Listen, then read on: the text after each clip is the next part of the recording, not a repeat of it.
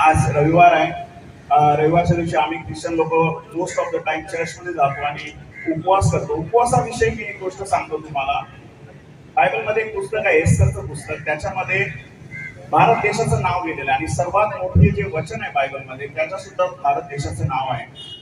जो राजा होता त्यावेळेला त्याने असा आदेश दिला होता की इस्रायली लोकांना मारून टाकायचं आहे.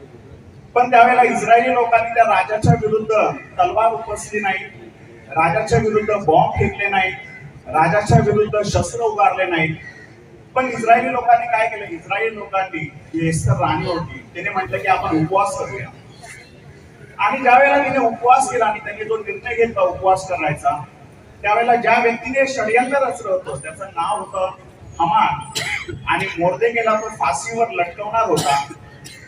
शेवटी आपण जर का त्या पुस्तकात वाचलं तर आपल्याला शेवटी असं समजून येतं की ज्या मोर्देकेला त्याला फाशीवर लटकायचं होतं त्याच ठिकाणी त्या हमानला लटकवण्यात आला आणि त्याला मारण्यात आलं. हिंदीमध्ये असं म्हणतात की जो गड्ढा खोदता है वही उसमें गिर जाता है.